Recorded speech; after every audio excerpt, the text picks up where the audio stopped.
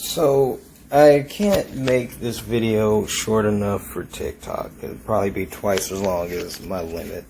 But I guess I wanted to talk about something that I posted on TikTok earlier today, because it was a stitch where this guy was talking about how in Connecticut there's this huge controversy right now about how police had to forge supposedly a bunch of white tickets to offset the numbers of how many traffic stops there have been for minorities. Effectively, there's been so much racist profiling going on in Connecticut that police have had to falsify white tickets to offset the numbers, like the statistics around who is being stopped.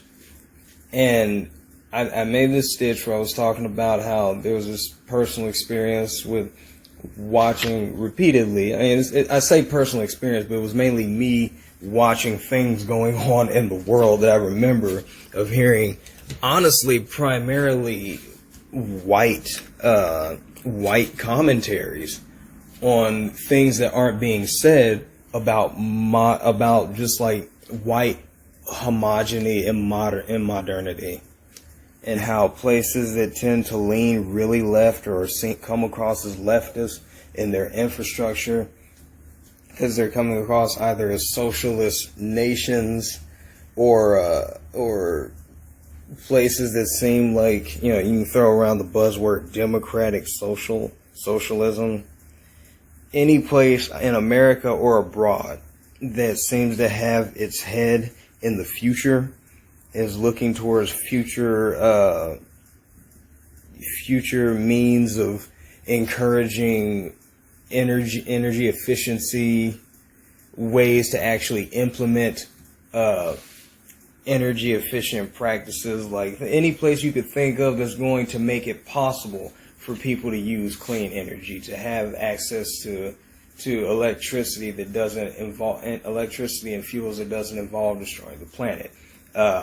Proper wages for the citizens involved, just a general better life for the citizens of any city or nation on the face of this planet, at least in any place that's been touched by capitalism, which is damn near everywhere. It seems like those places are always predominantly white. And it's supposed to seem like a coincidence. For a lot of racists, it would seem like it's not a coincidence. A lot of racists probably want to say, maybe there's a reason why those places are so nice. But, yeah, for the white people who don't want to come across as racist, it would just come across as a coincidence until people who actually live in these places every once in a while show up and say, there's something wrong with this. Because there's also places probably around these locations that have minorities in them where people aren't living as good of lives. And that becomes an issue. And in that TikTok, I was talking about specifically about how people I remembered a tweet from earlier on, I think it was in 2023, where it was a dude from a European country. Something had happened in the news. And I think this ended up making this Twitter thread trend about Sweden or somewhere, where a guy had to point out, like, people don't understand how serious of an issue racism is in this particular country. And I think some people from some other European countries were pointing that out too. It's like, yeah, minority life ain't great in some European locations. And I was saying in that TikTok that it reminded me of that Portlandia episode where they were about a decade ago, where they were joking about something that I think actually happened. There was like a critical report or something, like a critical article about how white Portland is. And in thinking about that issue and talking about in that video about how after uploading that Stitch video that I made about the Connecticut problem with those officers falsifying tickets for white people, after I finished making the video and making that comment about how usually when you're seeing progress, like modern progress, it typically may be gentrification in disguise. Disguised as socialism or some shit like that. after making that, I started thinking about earlier years when I had moved to Conway, like just a few years after I started going to school in the town I'm currently in, and remembering friends of mine who I don't feel, at least not at the time I didn't feel this, I don't feel like any of us could have recognized it being the kids that we were, but friends of mine would say things along the lines in my first few years of being there that I should think about moving to Portland. It had me thinking about how that was a thing for me. Friends were telling me, some of my friends were telling me I would just do better there. And I 100% feel like whether there was things they weren't thinking about or there was some underlying racism in all of our reasoning that we didn't get, they were just trying to be practical. They were offering me options. They were probably just feeling like I would be happier there. And at the time, it's not like I felt something was wrong or that I predicted that there was something wrong with Portland or anything like that. I just didn't have control of my life. Wasn't doing things right. Didn't have a lot of options, didn't have a lot of prospects. I was feeling very lost in a very practical fashion, like just not ready to survive on my own. I could not have moved out of Arkansas at that time if my life depended. Only if my life depended on it. Like if I was just thrown into the wild and had to figure out how to survive, because at the point I was prepped for nothing. I was not figuring it out. The only thing I knew as a millennial, as a particular type of autistic millennial, the only thing I knew was school. I only knew structure that people placed in front of me. So, yeah, what happens is, like, I don't go there, but I'm also thinking about damn near going on 20 years later, as we move, 15 years later, but getting there, getting on 20 years, as we're moving into the early 20s of America, and seeing just the misery that everyone is in now, as we continue to pretend that we're not in a depression, by the way, like that, just because I guess I'm probably posting this video as another ADHD ramble if I can do a very small tangent. I love that there was a TikTok of a dude recently who I'll have to look at this again and determine if this is accurate, the statistics he was presenting, but he was comparing the income of people during the Great Depression to the income that people are finding on average now, also adjusting for inflation, and having people wonder, like, are we pretending like we're not in a worse depression now just because of some passive features? Because that's something I often talk to old people about, is like when we look at technology and so forth, and some of the commodities that we have in America, we are thrown off of how poor we actually are. Wait. Before I go any further into this rant, this tangent about cellular phones and the American illusion of affluence, I gotta stop for a second and comment on the last thing that I was just talking about, which is something I don't want to do in these videos. This is going to be about maybe like a 5-minute tangent. But the problem with doing that is that it goes against the way that these videos were supposed to be made. I'm not supposed to edit. It's supposed to be stream of conscious, and I'm damn sure not supposed to be stopping to do research or change positions on anything that's said unless I just realize something in the moment, because the more that I do that, I feel the more I'm moving towards making a video essay, which I'm not trying to do. These are supposed to ramble and they're supposed to tangent. They're just musings that I'm not in a lot of control of. But the reason that I'm stopping this for a second is to comment with something I should have said when I first recorded this video, that was actually recorded somewhere about 2 weeks before this part that I'm actually recording right now and still haven't uploaded this. The reason, in relation to that guy that I was talking about, who was talking about the current income of Americans, and this question that a lot of us are probably asking, like, why are we so miserable, and why are statistics for American life why are the statistics for American livelihood and happiness so low if we're not in a depression? Well, the reason is because we don't understand that depressions and recessions are not based on how well Americans are doing. We just associate how well American civilians do with how well the economy does. Here's the thing to keep in mind. We're not in a recession. You're not hearing anything on the news about us being in a recession, and we're not in a depression because that has not happened. Like, we're not talking about it because technically that has not happened. The only reason we were talking about it before was because of sensationalism. People were feeling the effects of certain things, so economists had to make that threat because that is just, or news had to report what economists made about this threat because it's newsworthy. But the truth is, we're not technically in a recession yet. But the thing is, that probably wouldn't matter.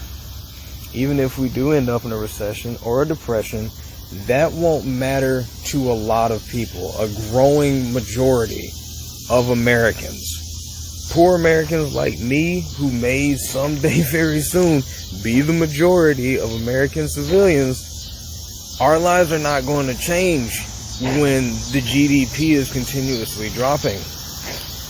The difference between now, from what I can tell, in the 1930s is that after Reaganomics and the new culture of trickle-down economics, we can't tie American livelihood to the success of American businesses anymore.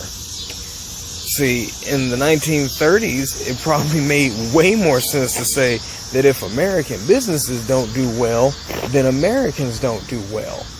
I mean, hypothetically, if like a bunch of corporations like Walmart and so forth all went belly up today, a lot of small businesses could just take the place and this country would actually thrive. Like, being realistic, people are not rich because they're smart. If American civilians just took over the American business sector, we would fix this country. It's horseshit. But putting that hypothetical aside, the idea is that if all the businesses in America weren't doing well because of problems with our imports and exports and the value of them, and we're just not selling, like demand is dropping and there's no income for people to spend on what they want to demand, so the issues with inflation take place that we're seeing now, then yes, Americans are going to suffer. Jobs will be lost. The prices of goods and services will increase. We all suffer from that. But the thing is, in the modern day, if that's not happening, if we're not losing money left and right to all these, or if all these companies are not losing money, Americans still tend to suffer because of hoarding and greed. Because major companies are not trickling down those values as they claim they would, or as Reagan claimed that they would. That never happened. So what the problem is that if we feel like we're in a depression, but it's not being reported that we're in it, you have to understand what a depression and a recession generally is. I at least know the definition of a recession is that 2 fiscal quarters have to show a consistent decline in gross domestic product. Most Americans ain't dealing with the fiscal quarter of their own lives. Most of us don't care what the hell is happening in our own finances for 3 whole months, well enough 6. And you damn sure don't care about the fiscal quarter of a corporation, and you're probably not that concerned about the fiscal quarter of the whole country and our country's debt. So, realistically, if the GDP is continuously dropping across 2 quarters, a recession won't change our lives because we're already in the symptoms of a depression. And that's all that really matters to American citizens. We're not capitalists, we're consumers. We don't have any capital. We do not have access to the means of production. So all we feel are the symptoms of a depression. It's not our money that is being lost when companies fail, but we will feel the effects when we lose our jobs and so forth. But right now, A bunch of us are losing our jobs anyways, or working jobs that don't pay enough to pay our bills. So we're still feeling the effects of recessions and depressions, and have for many years despite not technically being in them. So it doesn't matter. If you ever wonder, as I did, why the hell we're pretending like we're not in a depression, that's why. It's because we're not. Because a depression and a recession are both fucking economist concepts or constructs. They're both constructs that were built in business theory to describe something that you're not even allowed to deal with. It's not your power. It is not your money. It is not your issue. It's not your life. You just feel the effects of other people's decisions. The only way we're really going into a recession or a depression is if a bunch of our major corporations just pack up and leave the country anyways, and all that revenue just leaves the nation. So, yeah, you're there, effectively. You are in a depression. You're just not in a depression. It's stupid. All these stupid constructs in this debt system make no sense. It's horribly convoluted, and it's just here to ruin your life, not make it better. Capitalism is a failure. Also, I've been having so many issues with this video desyncing from the audio that I am just going to replace a lot of this footage with something else. With Jump King. I'm just going to replace a lot of footage in this video with footage from Jump King. If you don't know what Jump King is, too bad. You're about to be thrown into some confusing shit. I'll have to look at this again and determine if this is accurate, the statistics he was presenting. But he was comparing the income of people during the Great Depression to the income that people are finding on average now. Also adjusting for inflation. And having people wonder, like, are we pretending like we're not in a worse depression now just because of some passive features? Because that's something I often talk to old people about. Is like when we look at technology and so forth and some of the commodities that we have in America, we are thrown off of how poor we actually are. Like, niggas will get a hold of something like some cell phones or something like that. Maybe start financing a new car because we're working for like 13 an hour jobs, destroying our bodies, spending like, 50, 60 hours a week at work, killing ourselves to get like these commodities that poor people can't afford, but that fool us into thinking we're doing okay, knowing we're not rich, but hell, we should be understanding we're not even middle class. Like, I've seen that. I watched it happening as soon as I left home. Like watching people break their backs to just make ends meet, but feel like they're doing all right. And still knowing that's still a small number of black people. But cell phones, I felt, were a great example of fooling Americans into thinking that they have money. Because homeless people have cell phones. So if you can get a new phone, you get one of these new bullshit consumerist opiates like an iPhone or something, and you feel like it can't be this bad here because the things on TV show me that there are third world countries out there where people can't even afford medication, and you get reminded you can't fucking afford medication. You can't go to the doctor, but people have convinced you that this goddamn device, this piece of modern technology that probably costs nowhere near to build as much as you're paying for it. You're primarily paying for the design. This new year, a company came out with a new design for a phone to exploit a new technology or a new use of a technology that should probably be free, like utilizing Wi-Fi in a new fashion or something like that. And you convince yourself that this newest technology that you have access to, they should be charging people $2,000 for. But they cut you a deal because you're savvy, so you got it for $1,000. And that means that financially, Americans must be doing well enough if enough people bought this new phone. And it wasn't true at all. And it follows a trend that I've been seeing for probably going on the last 20 years. Because now you can tell how bullshit this is, because they're throwaway phones. Like, I'm seeing devices that should have been around $1,000 maybe just 5 years ago. Now, phone companies are giving them away with new plans.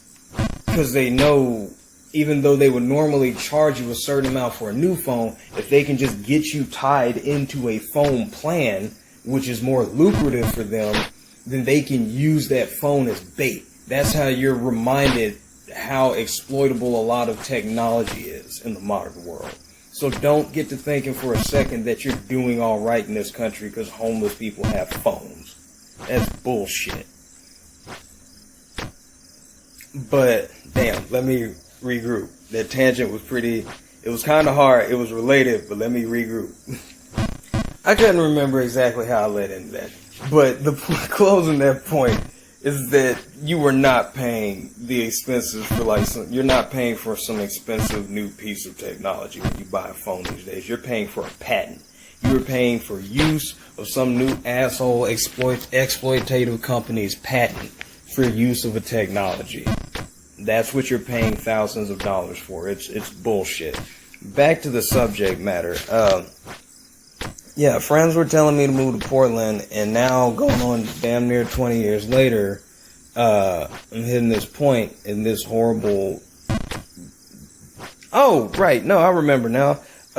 Yeah, the claim that we're not in a depression, like, I remember that being a thing from a few years ago, like going back to the Obama administration. It seemed like we narrowly escaped a recession, and throughout the Trump administration, they kept presenting all these threats of a recession, never saying we were actually on the way to a depression. From what I remember, the news was always supposed to be that we talked about the Great Depression because we tried to draw comparisons of what would inevitably come one day. But as far as status went, the country, the United States, was always on its way into a recession. We were always in fear of what economists would tell us was officially a recession.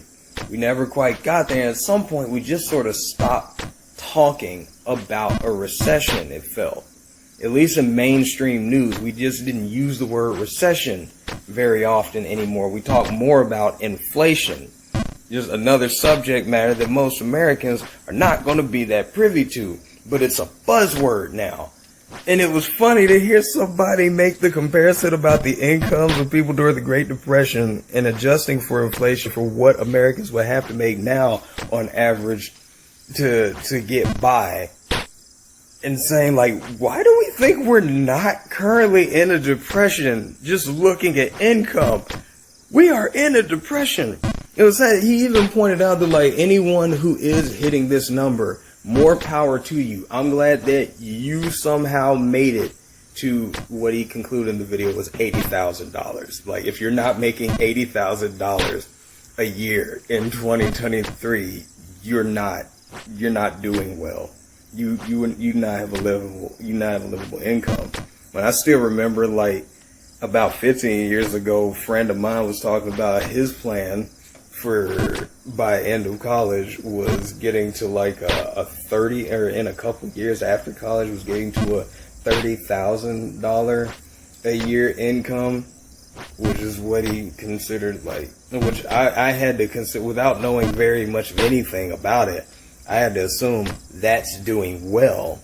And looking back, I was like, that, even then, that was probably doing well for an individual. That was doing well for a bachelor. That was doing well for a guy who maybe doesn't even own a house, but is on his way to owning a house, is paying bills, maybe getting a decent car, has a strong income, and probably a girlfriend at most, but no wife or kids to take care of. Bachelor shit. Now, 30,000 is still, it's funny to me that, like, that's what most people have to assume is get by money. Like, that means you're doing something right if you're hitting 30,000. You're not doing well, but you're at least doing what you need to do to survive.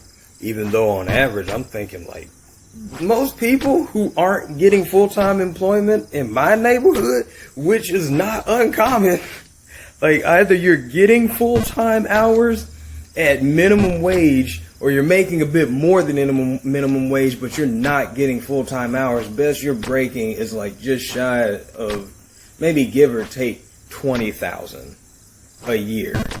Like, that's retail money, honestly. If we're being real, that's a person in the upwards of like $14 an hour at maybe 30-something hours a week. That's probably not uncommon. And not necessarily throughout the country, because cost of living changes throughout different regions of this country. But it's probably that ratio, I'll say, for Arkansas. If you're an Arkansan, that's what you're looking at if you're doing like retail. If you're a single person, you have a single income, and you're not getting full time, but you're still hitting the upwards like $14 an hour, it's probably around 20,000 at most, maybe 21,000 a year. So, hold on. I can't flip this camera around. I got distracted by this asshole kitten that kept everybody up all last night whining and now wants to sleep throughout the day. Anyways, so yeah, it is weird to hear people say that we're not in a depression, even though, like that guy was saying in that video, yeah, if you're getting upwards of this number, $80,000, more power to you. We're just saying that statistically this is a problem for Americans. And I'm like, even at 80,000, unless you're just privileged to be on a particular type of career track in America, if you're hitting that kind of money, you are part of the damn problem, more than likely. Like, you're part of the hustle culture.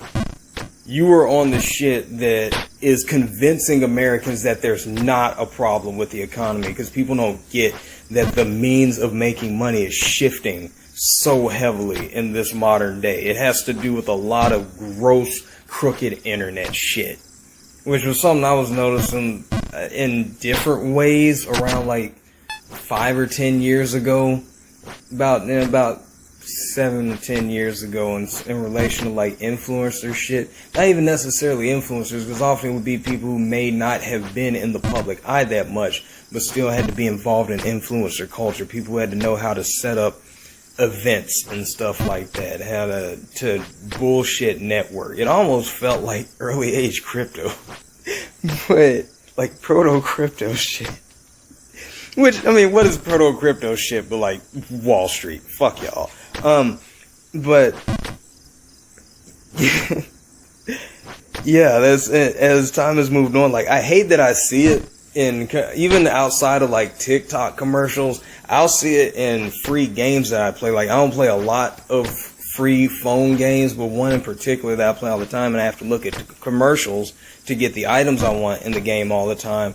I just get bombarded with all these stupid money-making schemes that at this point is just it's built into games. Like, games are the new money-making machines, like all these slots and shit, who are swearing up and down that this one's the real one. Like, this isn't another one of those fake games that ask you to top up or all that bullshit. Why don't you try to get a PayPal gift card or something, or get a gift card for Amazon, because we know you're just going to flip the shit that you buy off of there anyways. Like, all this hustle bullshit. That is where a lot of people are trying to make ends meet, and we're going to pretend like that's not a problem. Like, that's less convoluted than just honestly paying people for their honest work. So yeah, we're in a capitalist hellscape, and going on like anywhere between 15 to 20 years from when friends were first telling me I should move to Portland. Now I have friends who are looking at some of our other friends who are financially doing a little bit better and moving to places that I've heard tell of, like in Arkansas. Not even telling me to move out of state, but everyone's at least implying we all want to move to Fayetteville, apparently. And if you're not from Arkansas, I'll describe what I feel like has been my understanding of Fayetteville. It's a tourist trap. People know Little Rock because it's the capital, and they can know it for, primarily outside of the state, I want to say they know it for the bad. Like, they know about banging in the rock. They know about the questionable things to say about Little Rock. You don't want to give it credit, because then, you know, you have to take some of the clout from some of the other fucked up places that have to come across as more urban in this country. Like, that's a good thing. But you also don't want to know it for anything desirable. Like, people don't know about the affluence in Little Rock. They just know outside of Arkansas anyways. They don't know about the affluence in Little Rock. They just know about the fucked up things. And people who do live in Arkansas understand that there are locations in Little Rock that are honestly perpetuating the poverty itself. That's the thing that, like, any affluent place in Arkansas does. If you see any blue spots in this state, they are kind of responsible for all that pool of red. They centralize the revenue that comes through the state, and everyone's poor and doesn't know why, so they just take it out on everyone else around them. Like, all these poor rednecks in the red areas are not getting, or they think the blue area is the reason why they're poor because of, I don't know, trans people and liberal bullshit, and not just the fact that, like, them fucking liberal white people got all your money, stupid. And you honestly, the fucking red people that you support are even worse. Like, the blue people just ain't doing shit for you, and they're kind of assisting those red people at times. It's convoluted, it's complex, but you're the victim in all of this dumb shit, and you're taking out on people who ain't done nothing to you, because you're a stupid asshole. God, I hate it here. Anyways, but Fayetteville, if you're not from Arkansas, as far as I'm concerned, is the tourist trap. When people come here, come to Arkansas from out of state, they don't necessarily go to Little Rock. They know of Little Rock because it's the capital. You can talk about it when you talk about the Clintons. But Fayetteville is the place you go if you want to stop into a nice location.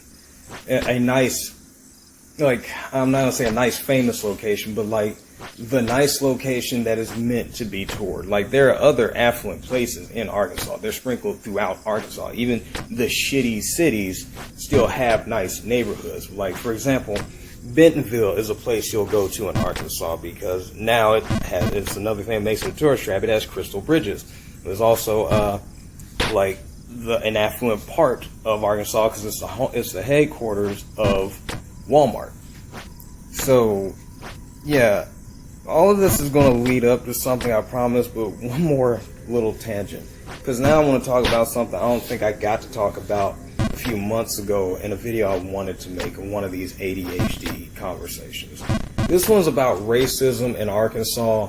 This tangent is about racism in Arkansas, specifically in relation to Harrison, Arkansas. It's a bit of a preface. I don't like, specifically, when people outside of Arkansas talk about Harrison, Arkansas as the most racist place on the planet. I don't like this specifically because now what I do know about Harrison, Arkansas, having known some people who come from that place, is that presenting Harrison, Arkansas as the most racist place in America is, in a sense, a white plot. It is a white scapegoat used to make the rest of Arkansas look like it's not fucking racist. The people I have known from here, the thing is, Harrison is not that different from a lot of these other racist shithole spots in this shithole state. And there's a lot of kids that come out of Harrison who are often disillusioned by how fucked up this place is. They come out of Harrison, they have to shake their heads, they have to be ashamed of where they come from because people know it for that. And honestly, a lot of the residents of Harrison will often be in that mindset of that goddamn billboard. Because they know that's the reason. That's the stupid fucking reason that Harrison, Arkansas is known internationally as the most racist place in America, is because of this dumb white supremacist billboard that was erected in that city by, I don't even know who the guys are, but like I think they work for a radio station or something. Some assholes had some billboard put up, and it started getting a lot of attention around like 2016, like during the beginning of the impending Trump administration. And the problem with that is that this superficial shit, this superficial racism, is such a huge distraction from how fucked up Arkansas actually is. I hate, like, one of the worst stories I heard from a person that I was very close to who comes from Harrison, Arkansas.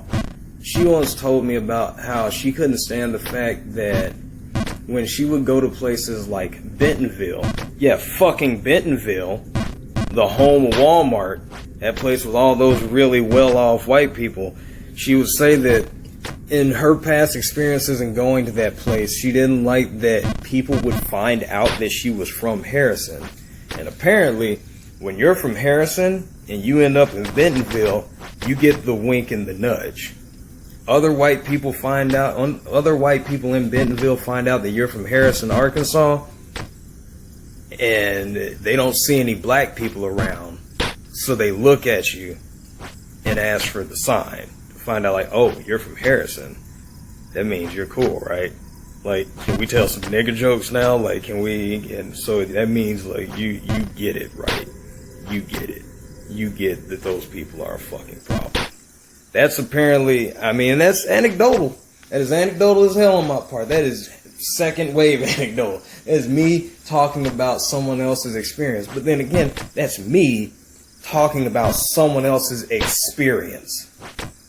That is a person complaining about their experience having come from one fucked up place and going to what seems like another fucked up place. And even just knowing kids, knowing like very liberal kids, left-leaning kids, trans kids that have come out of Harrison, Arkansas, and knowing that even their input, as fucked up as things are where they come from, they don't want people to just have this bullshit conclusion of what it's like there. Because who wants just misinformation like that? It does more damage than good. Even within Arkansas, I have people who have very little experience to no experience with Harrison, Arkansas, presenting their commentary to me. It would be like black people and shit would be terrified if I tell them that I know people in Harrison or that I was trying to go to Harrison at any point to talk to some people or hang out with some folks, and you know everyone goes immediately into that freak out. There's no real comprehension. Some people know, but there's like some people will tell you in an instant, like, yeah, there are things you have to know if you're trying to go to Harrison. Like, you got to know the places you can go to, the places you can't go to. You have to know how Harrison is broken up. You have to know what, they're not cities, but like these almost like districts or some shit. Like, I forget all the names of them, but there are like locations, and there's like an inner city that people actually go through, and then there's these outskirts or these other fucked up places. They're like, yeah, you probably shouldn't be walking around out there at night. You probably don't want your car to break down there. But like, yeah, it's a bit more complex than what people are presenting, which is just that if I, a black person, steps foot within Boone County, I'm dead. But that's the joke. That is the stereotype people tend to like to keep in their heads. And I'm like, I felt that way living in Faulkner County. One of my earliest experiences with Valonia was riding with a friend out to he lives in Valonia, like maybe my junior year of college, going out to his house, and on the way back, well before nightfall, realizing I should never be out at this motherfucker's house at nightfall. Because if this car breaks down and we gotta walk somewhere, I'm fucked. One of the things I saw on the way back was that there was like a little community center area, a little picnic area, with a sign on this motherfucker. A sign that read clear as day, Faulkner County Coon Hunters. I don't know how old this sign is. I do know that at some point some kids spray painted over the sign, turned their C into a P. The C in the word coon into a P. And I appreciate that, but that doesn't change how disturbed you are to not know how serious that is. Like, to just not be aware of how current of an issue that is. No, the spray paint is spray paint. Any kid could have done that, but someone, some community, some group of people at some point in history put up a fucking sign. They paid for that. That is established in that town. I also found out even earlier in that year, the time that the two of the first three friends I made in the state, both in Conway, both came from Valonia, and one of their earliest conversations around me was You remember in high school when we found out that the principal was the Grand Wizard? That shit happened. That is just a thing that people overlook about Faulkner County in relation to Arkansas. But it's so easy to say, well, Harrison really messed up place because they got that billboard. I was watching videos a year or two ago about people who don't live in Arkansas traveling to Harrison. This ended up being a trend. This was a YouTube trend. There was more than one video I saw. The first one I saw, and this goes back to like how I felt years ago of like watching YouTube videos when it came down to stuff like people providing like really bad atheist videos, like atheist explanation videos, or anti-feminism videos or stuff like that. When you look at a YouTube video and think, man, that is 40 minutes. Like, this is probably going to be, you gotta take your good and the bad. Like, you'll skip around a little bit. I'll skip around. I will give people the benefit of the doubt. I really try, but that was the real reason I couldn't stand a lot of shitty early video essays of like I'm sorry, I'm looking out the window. The 2010s, like the early 2010s and whatnot. I couldn't stand that shit because I would really try. I would be like 5-10 minutes into a fucking video and just hearing horse shit from people who were claiming like, I'm going to get to it, like I'm going to really blow your minds, I'm going to set you straight. And then you just start skipping around at some point and it's like, you were talking out your motherfucking ass, dude. Like, even if you start quoting statistics at some point, I'm not feeling a lot of confidence here that you know what you're talking about, and I'm trying to give you the benefit of the doubt. But I can't do this for like 300 more fucking people who are posting hour-long videos. Like, I don't have time for this shit. So, I don't watch the entirety of this video about this group of like 3 or 4 Asian dudes that come to Arkansas for what's clearly just internet clout. It was just shitty. It's social fucking capital. It was just shitty internet commodity. They were trying, what would you, I can't even think of the word of it. Like, these are kids who were traveling all the fucking way. These were Asian kids, 3 or 4 Asian boys who were traveling to America. They had heard about this place, and they were like very influencer style. Like, I don't think English is their first language, but these motherfuckers was looking to make it in America. Like, they completely adopted the culture. Or I think they were Chinese. I remember them potentially. They were Chinese, but they were already adapted to like, you know, shitty modern capitalist Western behavior online, man. Shit that I'm sure is apparent in some facets of Chinese culture. It's apparent fucking everywhere. Social media culture. In other words, these were douches. These were like 3 or 4 Chinese douches who thought they were about to do some shitty Vice article, some shitty Vice video, or Vice doc about Harrison, Arkansas. Horribly unprofessional. There's no real research being done here. It's just an adventure for them. So they get like an Uber or some shit and travel there. They're looking for like what the driver has to say, if they have any information about what this place is. Like, that driver don't know shit. It might even been a black dude from what I remember. It was a black dude who was driving there. What the hell is a nigga gonna say behind the wheel in an Uber taking these people to Harrison? He's like, I'll drop your ass off here. I'm getting the fuck out. But, yeah, so they get there, and I fucking hated it, because when I started skipping around, it was everything I expected. I hoped it wouldn't fucking be. Nothing happened. They walked around, and like, white people just smiled at them, because they're Asian, and they're not in Harrison very often. So this white people are like, what are you boys doing here? And then they found out there's a Chinese restaurant there, because there's Chinese restaurants fucking everywhere in America.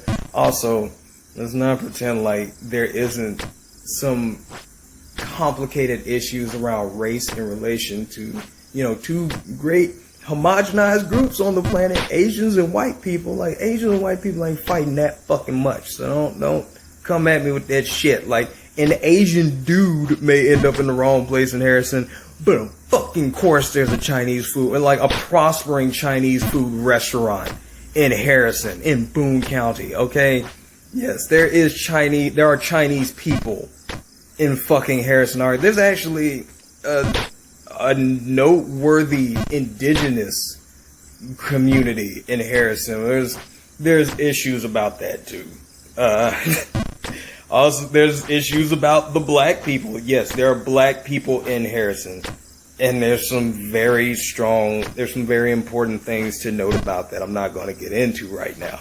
But these Chinese kids go into fucking Harrison and nothing happens. They're kind of shocked when they go into the Chinese food restaurant. I think they speak some Chinese dialect to some people.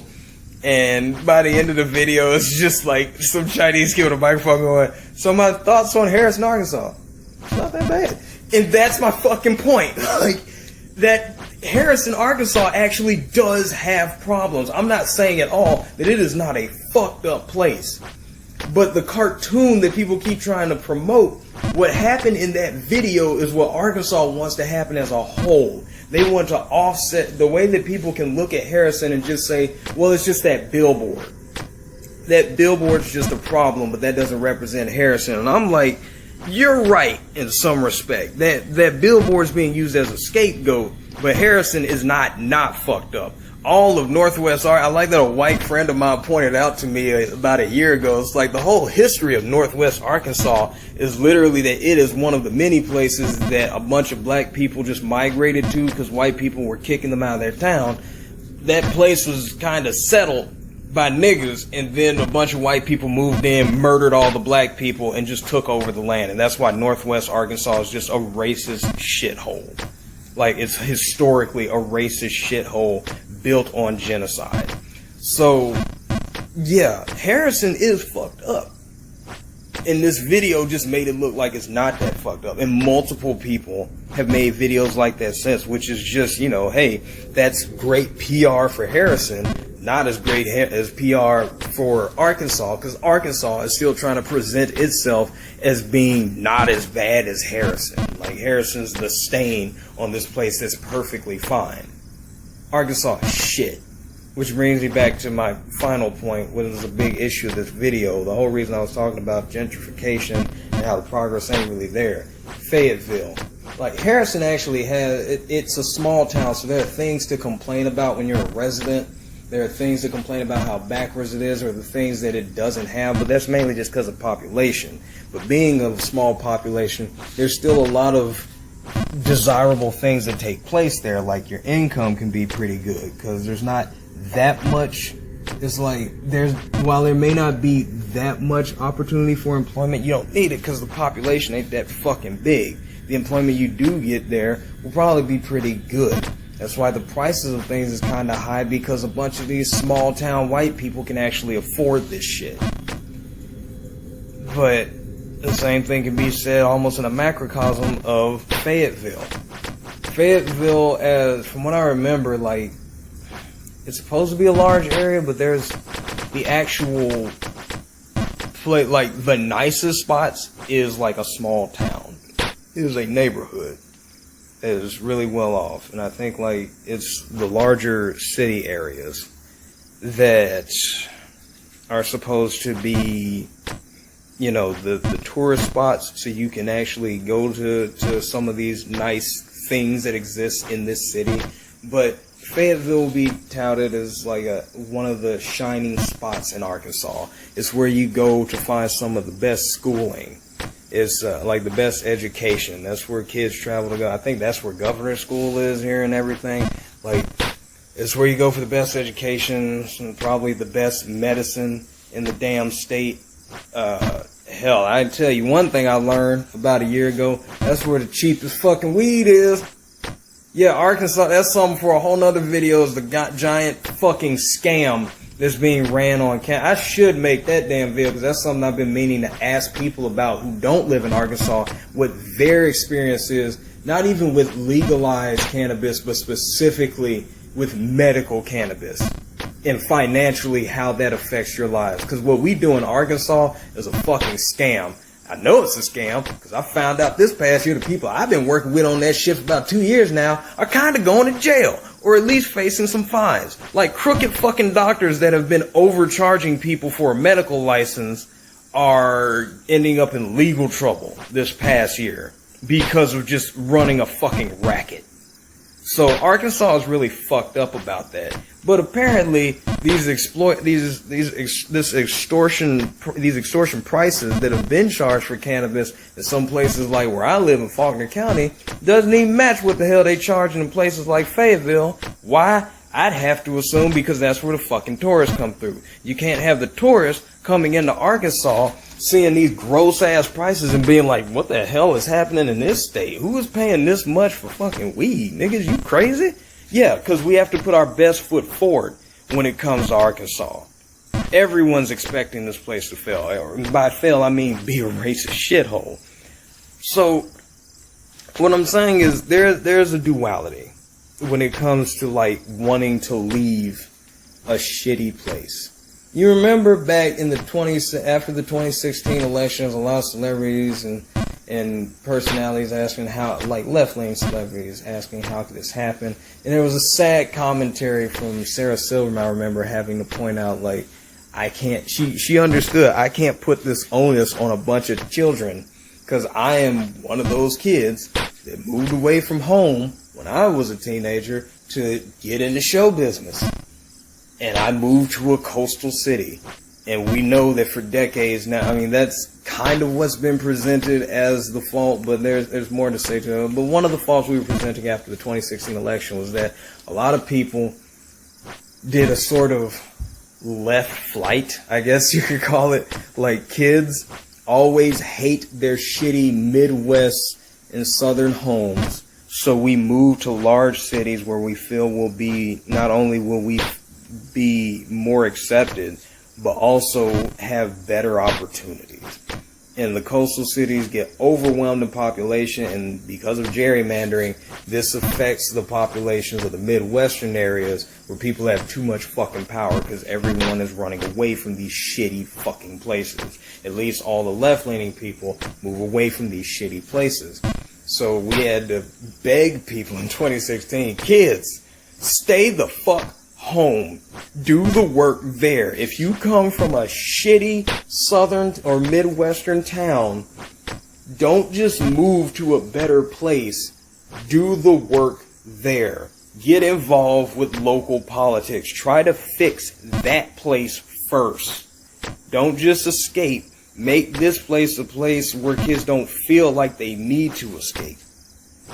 And for a number of years, people wanted to do that. But let me explain something to you about how the fuck voting works in Faulkner County.